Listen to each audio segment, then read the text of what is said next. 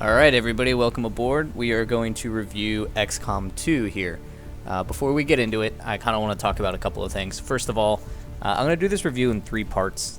There's sort of three main things that I think contribute to this game and what it is. The first, the tactical layer, and then also the strategic layer, and then I'm going to cover some of the more technical or mechanical decisions that Firaxis made. If you're not familiar with XCOM, it is a isometric turn-based shooter. That means tile-based, top-down. It's a ton of fun. It's actually a pretty storied franchise. It goes back to the mid-90s. I never played any of those games, to be honest. I think, like a lot of people, I got my first taste of it in, I think, 2012, when Firaxis did a modern take on it in Enemy Unknown, which went over really well. There was a lot of good stuff going on there. I kind of dabbled in it and enjoyed it, but it wasn't until I stumbled upon the Long War mod, which was an independent studio that basically went out and did a bunch of hex edits to really change the game around. And a couple of YouTubers, like Beagle Rush is a good example. He's arguably the best XCOM player in the world, and he's also this hilarious Australian guy. Totally recommend that you check out Beagle Rush. He has these YouTube series where he kind of teaches you how to play the game on the hardest difficulty, and he sees and understands the game in a very different way than a lot of people, I think. And so that really got me hooked on the franchise, and once XCOM 2 came about, after putting, I don't know, 100, 150 hours into the original XCOM, which is what I'm going to keep calling Enemy Unknown, even though it's not the original, I was really hyped for this game, so I knew I was actually going to pre-order it, which I don't do very often these days. So, with that in mind, let's get right into it, and let's load up a game here. I have a couple of different saves kind of in progress here. And I mostly want to start out by talking about the tactical layer, because I think this is what a lot of people think of when they hear XCOM. This is what we've seen screenshots of. This is what we've, learned about and done some cool stuff with. So this is actually, a defense mission that we have. I have a number of soldiers out here, and I'm going to apologize for some of the performance hiccups. So I'm going to get into that in a little bit when we talk about the technical stuff. But the important thing is that the game has a pretty substantial flow. As I mentioned, it is tile-based, so you can see here that it's got little tiles. I can kind of rotate my view around. I can zoom out if I want. I can go up and down elevation. The other really important thing is these missions get procedurally generated, so they're pretty different in terms of the layout, the terrain, which enemies you'll be facing and where they are, all that sort of stuff. The abilities that they have. This is fairly late in the campaign, so the enemies are pretty nasty, and my guys are pretty beefy as well. And of course, one of the other things that is probably worth pointing out is that a lot of missions actually have a timer, which shows up here at the top right. We don't have that in this particular mission type, and the timer will say that you have 8 turns to complete the objective, like hack a terminal or something like that, and that kind of changes the flow. So the way that gameplay works here is that you'll notice each guy has 2 actions, that these little arrows are here, and you can do some cool stuff with them. I could do a double move if I wanted, so the blue move would be 1, the yellow move would be 2. I could move and shoot if I wanted. I could reload and shoot, so on and so forth. And really what you're doing, and because this is a special type of mission that I won't spoil for you, I actually have like way more guys than I normally would. You start with 4 and you can work your way up to 6 through some upgrades. But ultimately what this is you're trying to decide how to spend your 2 actions most effectively. I get a full turn, and then the enemies get a full turn, and so these guys would get a turn. So this is kind of the meat of the game, right? Is deciding how to spend your 2 actions. So you can see here there's some loot on the ground that I could go and grab, but I have to end one action here. I could move back into cover, but maybe I need to have this guy take a shot, and if I don't grab this within 2 turns here, it's going to die. My objective on this map is to blow up this thing, so I got to somehow fight my way through these waves of guys that are defending it.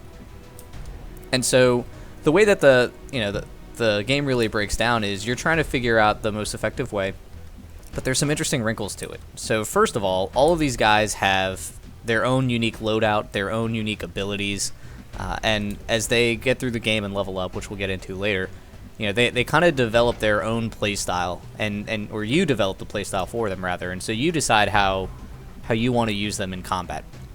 So to give you an example, I've got this guy, Stabity William Frank. I can see his stats over here. he's got all these different abilities. He's like a close combat guy. So he's got this sweet sword. He can run without triggering Overwatch or reaction fire, which is pretty cool. He's all about movement. If he kills, he gets a free move, and if he kills, he actually gets to like dodge the first attack on the next turn. And his gun is actually a shotgun that I've upgraded here. And so he's got, he's really meant to get all up in people's face and start doing the Lord's work. Meanwhile, I've got somebody else over here, Pazuzu. She's more of a grenade launcher type. She's got all these abilities that allow her to launch grenades and do cool things with her big LMG. I've got a sniper guy. I've got these hacking specialists. So there's different classes in the game, and you upgrade them. And as you start to think about what you want to do with your 2 action points, you're coming up with the kind of game plan that you're going to put into play. And this is really the core of the game, right? So I kind of break this layer down. Once you get into a firefight, and this is an unconventional mission, like I said, but these guys kind of come in what we call pods, so they come in sets of 2 or 3. I've actually aggroed a couple of pods here, which is not good news for me. It means that I have to deal with more at once. But you kind of have to come up with target priority as the first step. And this is like the first set of interesting decisions that you're going to make. Like this guy has a really nasty area of effect. He shoots this little missile pod. I don't know if you can see it on the back of him there. And that's just going to wreck my day. This guy, I'm not as worried about. These little trooper guys, not too big a deal. The mutons, on the other hand, they do some really mean things. They've got grenades. They're just nasty. So I don't want to get involved with mutons if I can help it. So that's going to be my target priorities. I got to get rid of these mutons and ideally get rid of this mech. So once you start to come up with the pecking order there, then you've also got to think about kind of the order of operations where, there's different combos in some of these player abilities. Some of them have different weapon upgrades that may change things around. So you can see, Frank here, he gets free reloads. So that actually doesn't really worry me too much right now. But a good example would be Firebug Shannon Holmes here. She does more damage, or she does damage even if she misses her shot. So when I go, let's say I'm going to shoot this muton, it's a 65% chance to hit. That's not great. If I hit, I'm going to wreck them. I'm going to do 8 to 10 damage, and you can see what contributes to the crit chance and the hit chance. So, if a guy's behind cover, for example, that's going to hurt my chance to hit him. But if she misses, she's still going to do damage, so that's actually pretty helpful for me. Then, of course, I've got to think about contingencies. What happens if she misses this 65% chance shot? If that muton has to die, I need to come up with a plan B, and that might throw my whole target priority and all my order of operations out of the window. I've got some neat tricks up my sleeve. So, for example, the hacker here can do this combat protocol, which allows him to hack. And that's good against robots, so he could do a ton of damage against that mech, which it looks like he can't actually see from here. Or it does a guaranteed 4 damage against anybody. So I could just finish this guy and not even roll the dice on it. And this is where things get, really interesting. You've got all these different options to make. Borrowing from the Sid Meier quote about games being a series of interesting decisions. This is the meat of the game right here. I can decide, you know what, I'm just gonna grenade my way through this. I'm gonna kill all these fools. But then how am I gonna take care of that mech? There's a lot of interesting things here, and I'm gonna start by shooting a plasma grenade. Bada bing, bada boom. Okay. So you can see here, did some good damage. Targets eliminated. Knocked out that muton, knocked out that other guy. I killed this guy, and he actually has like a second stage where just the robot itself reanimates. And so now we can see, all right, what can I do with my sniper? I can kind of mix and match here. So maybe I'm going to wait to use Frank here until I see, does anybody need any cleanup? If so, I can act accordingly. Do I want to, for example, move this guy up and try and have him combat hack the mech? I could do that, but then he's going to be kind of up here in the open for this last muton. So these are the sorts of things, if you watch any of the streamers, if you watch any of my YouTube videos on this, you're going to kind of see different thought processes, right? You're going to hear certain things and say, okay, well, I could do this. Maybe that's not a great idea. She's going to take a shot at that muton. I don't think she's going to kill it. He does have 1 pip of armor here, so that kind of sucks. That's going to be damage reduction. You can see that she's got a really good chance to hit because she's got a bomb scope that I've attached to her plasma rifle. She gets a sweet crit chance. She's flanking the guy because he's not in cover. We'll get into cover in just a second. We're going to take the shot. And swing and a miss. All right, so you're going to miss some of those 89%. That's why you need contingency plans, and I didn't think of a contingency for her. Running dry on ammo. Maybe Dr. Chaos. So one of the interesting creature comforts that they added here is that you can actually start to see, if you look to the left of everybody's health bar, the little reticles show that I could see somebody from there. So if I were to double move up here, I'd have line of sight on everybody, but I also wouldn't have any actions left, which is kind of a pain. All right. These are kind of the interesting things that you got to worry about. And there's more that I can't even show here. So if I feel like I'm just outmatched, then maybe I need to fall back. Maybe I need to concede the objective. I can play a little defensively. So, you know, cover is critical because it reduces your chances of getting hit, but it also means that you won't get crit, which is huge. So we're going to move Frank up here, and we're going to have him try and make short work of this mech. He actually has this cool chain shot ability, which gives him it's basically a double tap if you hit, and he's got a pretty high chance to hit, so I'm going to take my 2 shots on this guy if I can. There's one. Chain it up, Frank. Hit the armor. Oh no. There it is. All right, so a little double tap on that mech and make short work of him. Big deal. Well done. And he gets this implacable free move, which allows him to kind of What's over there? get a free move. So he can move out of position just to get a kill and then move back into position, which will help him down the road. All right. Moving on target location. So these are the kinds of things that you end up doing. I can go ahead and decide I'm going to try and tee one up on this Muton who's sitting out of cover with Jack Brown.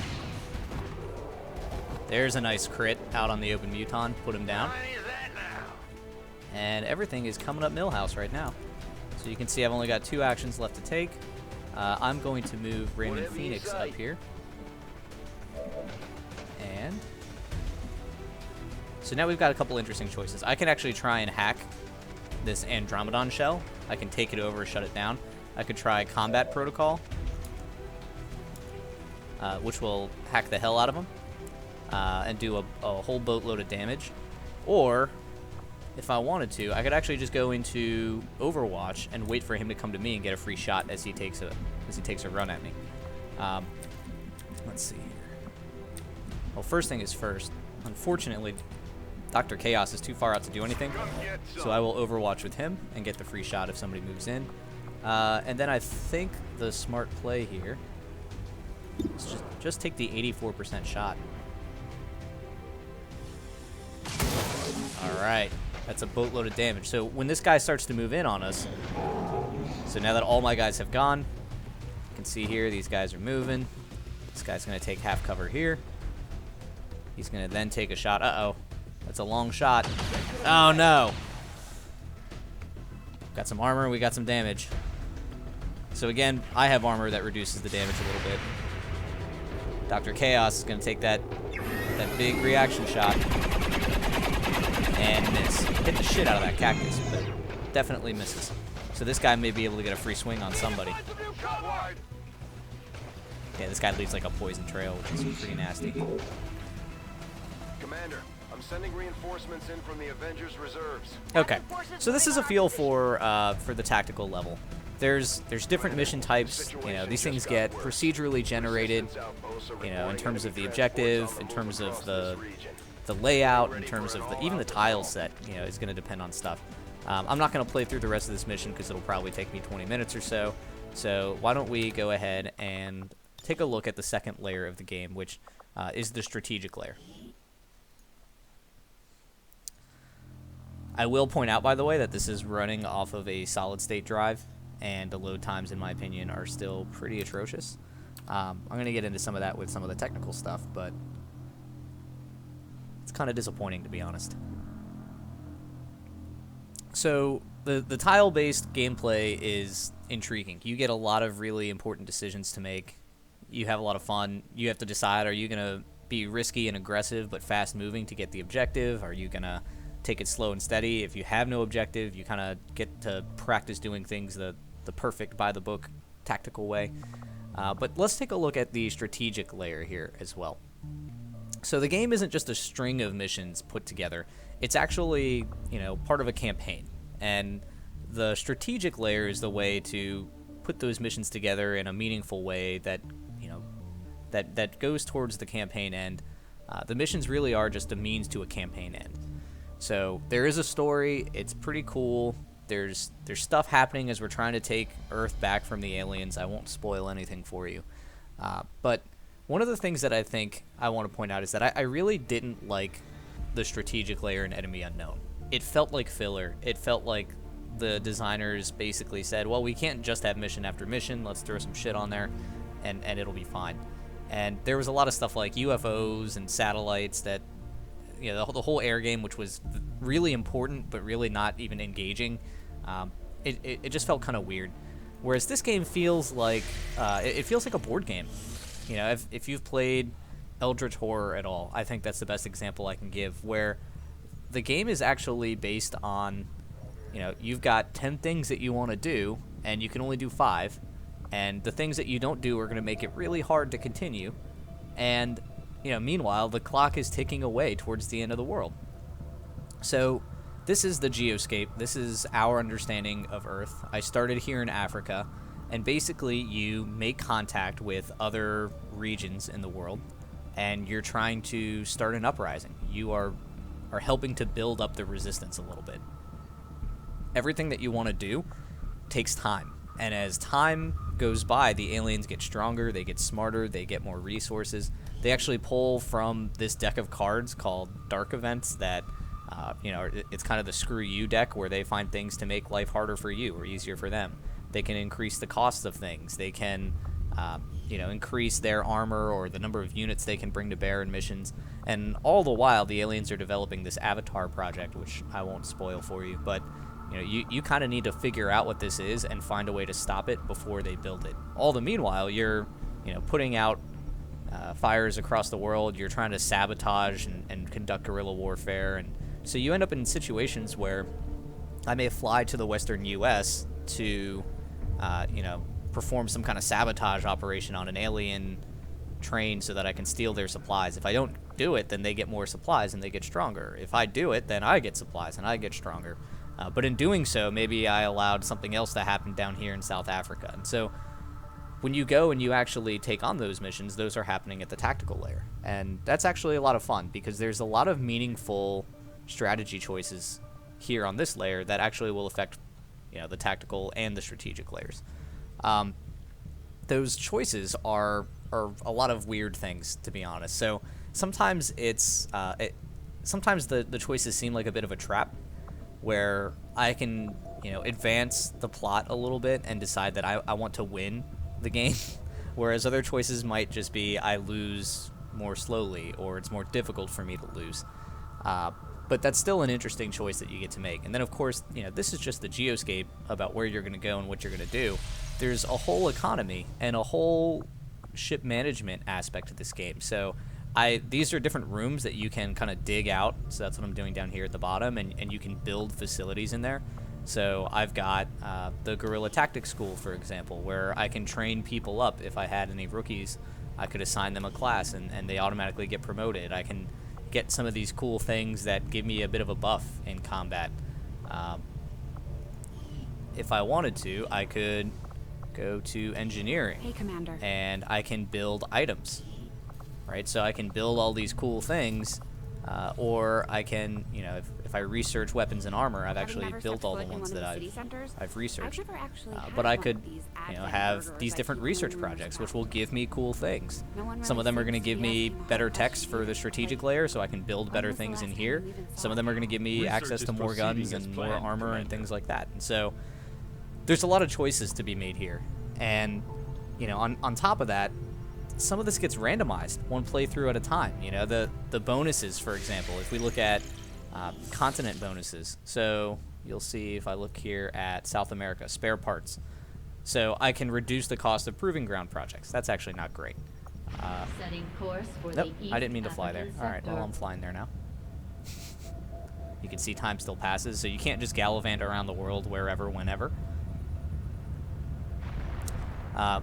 We can see here there's a spy ring. I actually get better intel rewards for uniting all of Africa. And these change every time, so that your playthrough is going to be pretty different every time. Armed to the teeth is pretty good. Additional upgrade slots for weapons. So the randomization adds a little bit of stuff there. But one of the things that really connects the strategic layer and the tactical layer, in my opinion, is soldier advancement. So we can look at our soldiers. And you can see all the different soldiers that I have here. And you'll notice on the left here, there are ranks. So these guys can level all the way up to Colonel. And they start, actually there's one level below this, which is Rookie. And as your soldiers play through and survive missions, as they kill aliens, they level up, they get better. And we can take a look at an earlier on soldier here. And keep in mind that these guys have like kind of the end game armor and weapons on them, so they do look pretty badass, even though, you know, this guy is kind of a rookie. So you can see here, when they level up, there's promotions. There are actual skill trees. So there are 4 classes that come with the game. Actually 5, I should say. There's the Grenadier, the Ranger, the Sharpshooter, and the Specialist. And there's also the Psychic Operative, which I actually haven't even touched in this playthrough. So the cool thing is that, you know, as you start to level up, you don't really know necessarily what's in these trees, but eventually you learn it.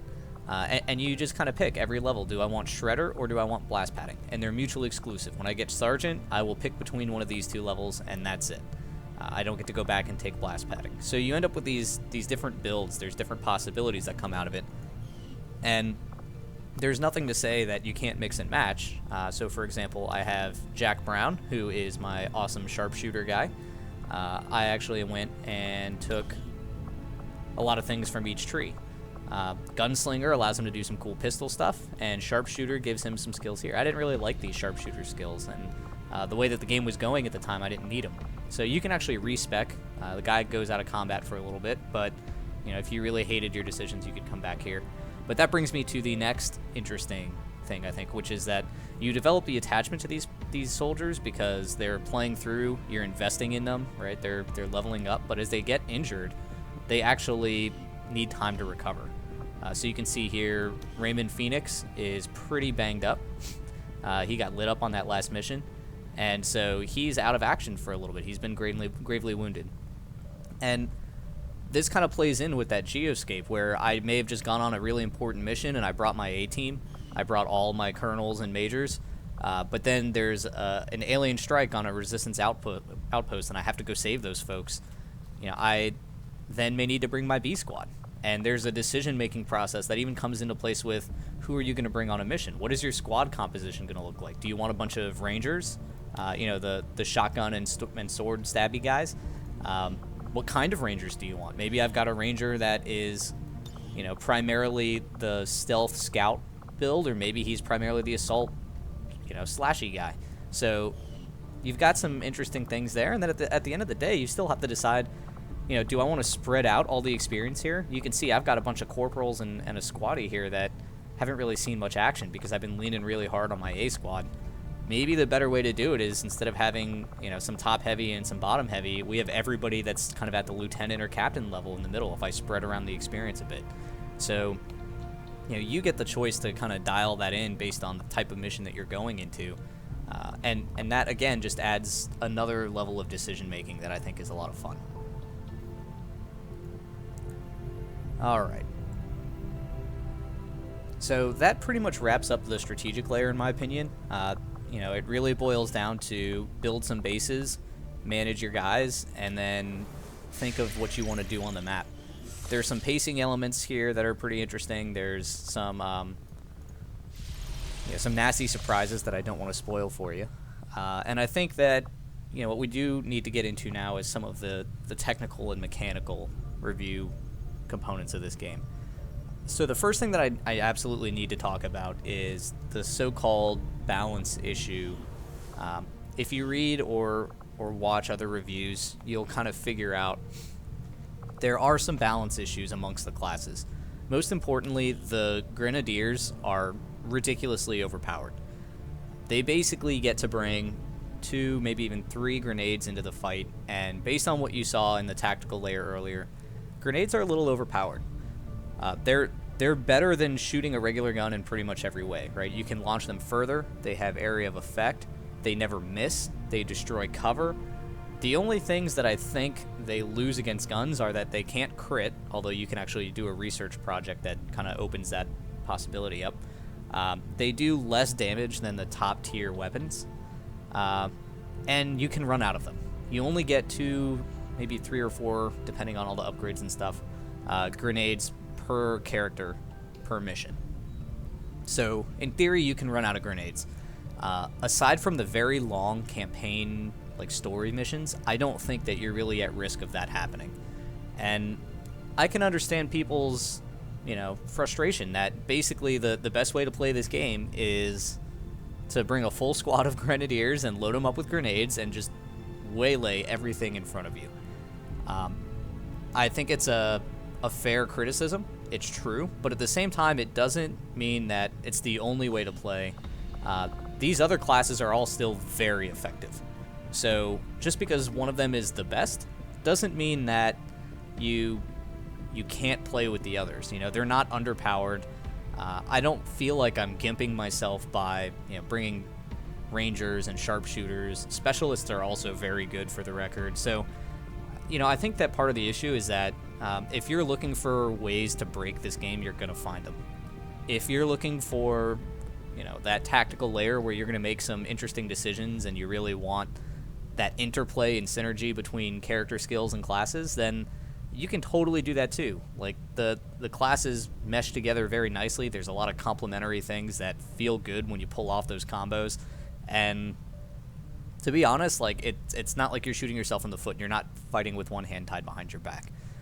I think that one criticism is probably that the game is a little easy. That's probably true. There are some AI issues that need to be ironed out. I mentioned the balance issues. There's one item in particular. Let's see if I can show you. What can I do for you, Commander?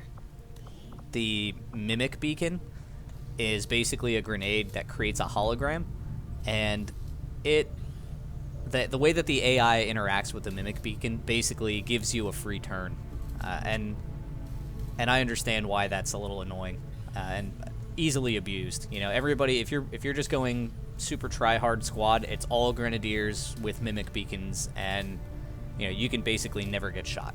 So I would say that it could be fixed, it should be fixed, but it doesn't really detract from my ability to play the game that I want to in any way.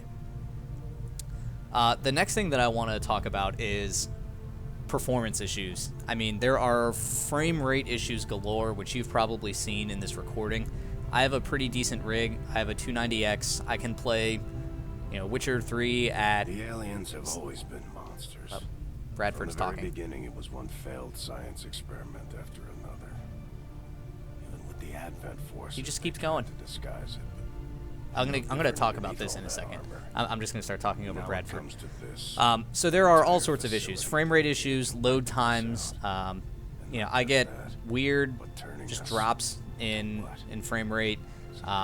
There's no real pop in or anything like that, but the frame rate is pretty deplorable in a lot of ways. Being able to play games like Witcher and Battlefield, but not playing this game, which while pretty is not super demanding, is very disappointing. And I mean, you can tell that it's absolutely pegging my system.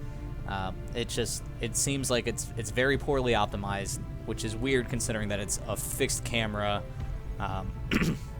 Unreal Engine 3 game. It seems unacceptable, to be honest, and it's probably my biggest gripe. That being said, I'm still enjoying the hell out of the game, so I certainly don't think that alone should be a reason to avoid a purchase. There's some bugs. So it's mostly, in my experience, on the tactical layer, which is probably where it's most infuriating. And I've had all sorts of things. I've had guys, where my guys didn't take damage when they should have. I've grenaded guys and blown up all the cover around them, and yet they take no damage. Sometimes things alternate where, like, the aliens get 2 turns in a row because of a bug. There's just weird stuff like that. I've had guys, there's a type of ammo, I believe it is the... Just give the word and I'll get started, Commander. Let's see here. View inventory. I have dragon rounds somewhere. I guess they don't show up here. So you can get special types of ammo. I have these dragon rounds, not these venom rounds, but they light things on fire, and when I shot somebody with them across the map, I lit myself on fire somehow. A lot of these things you can, quit and reload. It's just annoying. It does sort of beg the question. So they have this whole Iron Man mode where you can, play through without save scumming at all. You get one save, and when you start a mission, like, you are on that mission, and you can't reload it or anything like that. And I think that's mostly just for, pride or street cred or whatever. Like, I beat it on Iron Man. I didn't have any opportunity to even save scum. But this early, past the release, it's you have to be absolutely crazy to do that. I mean, you may lose your entire campaign because of a bug that you had nothing that you could save. There's nothing that you could do about it. So I'll give you an example. I had another soldier in here. Oh, Jesus, Shen, get out of my face. So we had another soldier in here that got left behind. If you don't extract in missions where you need to extract, and they say you've got 8 turns to do the objective and get out of there, I wiped the board. I did the objective with like 3 or 4 turns to spare, but for some reason I could not issue a move command. And so everybody else extracted, and she was stuck there. I tried everything. I reloaded the game. I threw a grenade at her feet to see if I needed to, like, knock her loose or something. But, I mean, she wouldn't accept any commands, and so I just had to leave her behind. So through no fault of my own, I was down one pretty upgraded soldier. So those kinds of issues are actually really annoying, sometimes unavoidable. There are issues with mobs that activate when they shouldn't activate, and vice versa. I still think it's fun. I've encountered those bugs in maybe 10% of missions, but I can see them being frustrating, and they're definitely worth noting. And while we're talking about bugs or load times or any of those issues, there are just some weird things. So, like, when you go to the load screen, they actually do a really cool... let me see if I can pull up a mission here. They actually do a pretty cool, like, loading screen. They show you the guys that you picked out in your squad. If I can find a mission here. I don't have any missions out. I guess I can show you this one. So, you choose your mission, and you decide that you're going to go send, a Sky Ranger, your little shuttle out there. And in doing so, you get to, kind of pick your load out and do some cool stuff here. There we go. There's the Dragon rounds. See my badass squad. Everybody's, Frank Stabity here is just sulking in the corner. The load times here are ridiculous. They show you your guys in the Sky Ranger as the mission's loading, and it takes, I don't know, like 60 seconds off my SSD. But somebody found out that if you hit caps lock, what ends up happening is it doesn't even bother rendering. It gets like really choppy. I mean, it's choppy frame rate to begin with. It drops down to like 20 or 30 FPS. But it just stops rendering anything, and it's like frozen at like 1 or 2 frames per second. And then the load times are like instant because you press caps lock. It's there for debugging reasons, maybe, but let me put it this way. There's a way to change my load times from almost a minute to a second by pressing caps lock and avoiding the animations. Like, that's the weird kind of shit that you're going to deal with in this game, and it can be infuriating. Okay. Enough ranting about that. I do want to take a second to talk about the callouts that happen here. I mean, it happens everywhere in this game, whether you're on the geoscape, whether you're, clicking around in your base, even when you're in a mission and you're trying to do stuff, you get those little pop-ups, and it's so annoying. Some of them are really, germane to the story, and I get it. A lot of them are not, and they get repeated a lot, and they get repeated so often that, you can't turn them off. I actually, when you go to the beginning, there's like or when you start a campaign, there's a checkbox for reduce, the beginner voiceovers. Like, you're an XCOM expert, you don't need them to explain what a sniper rifle is. I checked that when I started this campaign, and yet I still hear a million of those pop-ups, and it's actually, it goes from being an annoyance to actually being a hindrance when you're on the geoscape, because you're trying to do things, you're trying to move around. There are some elements of the game where you have to sit there and just, like, scan on the geoscape. Can I scan? So you'll see here, like, for Indonesia, now it looks like I'm flying Indonesia.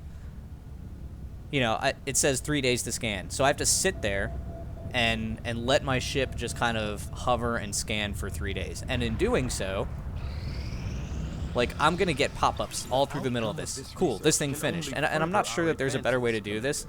but when the game is asking you to focus on scanning and it keeps interrupting you, like, all right, now I have to get out of here. Let me assign some new research. Go to the research lab. Cool, I can build this plasma lance. Let me go to the, I don't know. We're gonna do the sectopod. From right what now. I've been told, our Get a troops cool took the cinematic. fall. Gonna skip out of that. Let me go back to the geoscape. Let me go back to scanning. I mean, it's just not very usable. Oh, great. Another thing just finished, like within the 2 seconds between when I got out of the last one. All right, so now I get to go. So you can see why this gets to be a little annoying. Having the voiceover pop-ups, like all through the middle of it, just rubs salt in the wound. And I think that there's a mod out there. And that brings me to my next thing about the technical execution of this game, which is that the mod support is phenomenal. I really have to applaud Firaxis for taking the time and the effort and the resources to make this game as accessible as they could. And to understand their reasoning there, I think you really need to check out Beagle Rush and Long War. You know, there's this mod out there that, you know, a crew of, I think it's like a half dozen people, if even that, went out there and made, and they redid everything. They added new weapons and stuff to the tactical layer. They added, you know, SMGs and DMRs and things like that. They changed enemy AI. They changed all of the economy so that instead of the game, you'll notice here that there's like a calendar. I think it starts in about February. Instead of it taking 7 or 8 months, it would take like 2 years in-game time. There, you know, the spacing of the missions, the recovery times, all of that economy got shifted. And it's phenomenal. They added classes, they added skills, they did a whole bunch of stuff, and it was all through hex editors and things like that. I mean, they did some Unreal editor packaging, and it's phenomenal to see the amount that they were able to extend the game. And what it ended up doing was really impacting the lifespan and the shelf life of XCOM. I mean, after, I don't know, 2013, like, people that were buying XCOM had pretty much bought XCOM. And yet, when Long War came out, it added, like, you know, XCOM was pretty high up on the Steam player list and stuff like that, just because this mod was so important and it was so grand in scale that it added a huge lifespan to the game.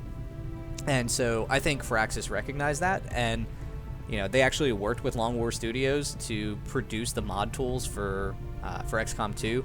And so the end result is what is eventually going to be something like, you know, look at Skyrim, for example, and what a modding community can do to that game when you've got mod tools in place. You can change anything, and I've actually spent probably a dozen hours or so, you know, dorking around in the mod tools myself, because I wanted to understand everything that you see or that you have seen here. You can change. You know, through some I&I edits, I can change the cost of things. I can change item behavior.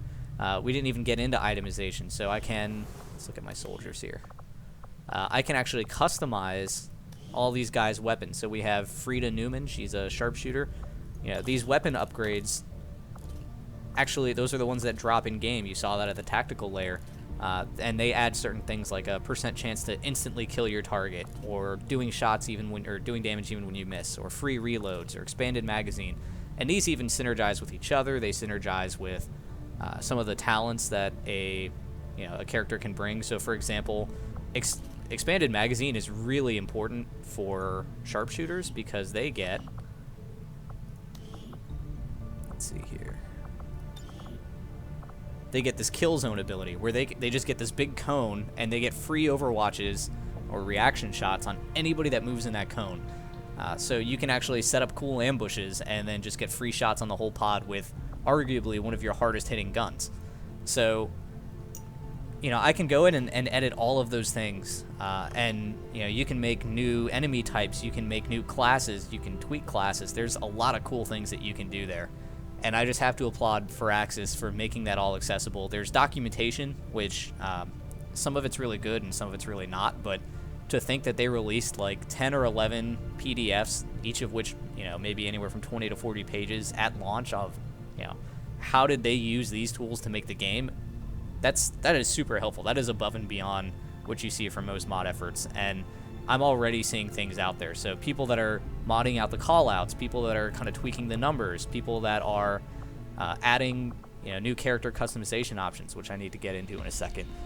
you know, I wouldn't be surprised if some of these balance issues get addressed by making grenades scatter through a mod, or changing their damage, or reducing the number of grenades that you can bring, or making them cost, you know, strategic level resources. Here's another call out. Thanks, guys. All right. So the last thing that I want to commend them on the technical level is the customization. So we can actually take a look. Let's look at a higher level. So you can see here, this is Shannon Firebug Holmes. She gets the nickname assigned automatically, which is pretty cool. She's actually all burnt up. This is a pretty cool aspect of the game. When somebody takes heavy wounds, they get these scars added to them over time, and you can take them off if you want, but she's been through some stuff. I mean, she's been through 19 missions, she has 37 kills, and it looks like it. I can come in here and customize. So I can basically change whatever I want about her, by the way. She was randomly generated. If I didn't want her to be named Shannon Firebug Holmes, I could have her be named Doc Octopus. And I could even change her nickname if I wanted to. Her nickname will be Doctopus. I could, you know, make her a dude. I could change her gender, or I'm sorry, her nationality around if I wanted as well, which has some other interesting implications. So right now she's American. I can choose the voice pack that I want for her, so I can make her French. Double time. On the move. I could pick that. I can kind of change her attitude around, which, yeah, I guess just changes her animation set when we're looking at stuff. Is she laid back? Is she really sulky? Super intense? And then, of course, there's all sorts of visual customization that we can do here. So I can give her hats and helmets. You know, maybe she's learned to wear a helmet after all this time. You know, takes a couple of scars, but after 19 missions, she realizes she needs a helmet. I can change, you know, which particular legs does she get. I can change, and some of these, by the way, are dictated since we have this super awesome armor. There's less, in my opinion, less variation. Let's see, maybe not. Yeah, I mean, so yeah, there you go. Show some skin. That way we can give you a sweet tattoo. Yeah, Shadow Wolf. I mean, there are just so many things here. I can give her a bandana. Instead of a helmet, I could give her a dress hat and, I don't know, some glasses. I mean, you could do whatever you really want here, and you come up with a lot of cool things. You know, you can name these things after your friends. You can name them after celebrities, after YouTube personalities. You can change all the colors around if you want, and give them, let's see here, give them sweet patterns. I mean, she could be a tiger skin. I can give her a cool color on her weapon. There's so much customization that takes place here. And then when you come back out of it, you know, you end up with guys that, you know, this just adds to your investment. They look like this in the field. They're badasses. And one of the coolest things that they did here, and I'm actually going to go to the main menu to show you, is they allow you to kind of capture those customizations and export them to the Steam Workshop in the form of what they're calling character pools. So I, for example, participate in the Penny Arcade message boards, and they have a character pool where all of the forum members there uploaded their own guys, and it gets uploaded as one package, and I could download it, and suddenly I have all these guys in my game. And so, you know, these guys all picked their own loadout. They picked their own customization. And, you know, you can do this with your subscribers on YouTube. You can do this with your viewers on Twitch. You can name these guys and dress them up to look like whatever they should look like. And then when you start playing through your campaign, these guys get randomly added. So the guy that I had, William Stabity Frank, this is him with, you know, the basic armor. For me, he is a ranger, so he carries a shotgun, and he has probably a couple scars of his own at this point. But, you know, you can start to customize a lot of these folks and end up with a pretty compelling narrative, I think. And this is just another extension of, you know, there was some customization in XCOM Enemy Unknown and Enemy Within, its expansion pack. But for them to really embrace this and allow the community to do some really cool things, I mean, people are making Power Rangers and Ninja Turtles and all sorts of crazy stuff. They're making, you know, Futurama characters, and it's really interesting to see what people are coming up with, and you can just go onto the Steam Workshop now and grab it. So, all things considered, I think, you know, this is a fantastic game. If you are remotely enticed by it, I promise you will enjoy it. You know, the core gameplay is there. I've put dozens of hours into it already, and I'm ready to stop doing this review so I can go back to playing. If you're somewhat interested, I would recommend that you wait and see. Even after this review, if you can't decide, wait and see for some of these bugs to get fixed. Wait for some of the performance issues to be addressed. If you are still not at all interested, then I don't know what to tell you. You know, I think that the tactical level of this game is, you know, second to none. It definitely needs some improvements and some tweaks in some places, but at the end of the day, this is a fantastic game, and I can't wait for not just, you know, the game to mature technically, but for the mod community to mature. And I have a feeling that this is going to be a 200-300 hour game easy for me. So thanks for watching. Feel free to post any questions if you got them, and happy hunting.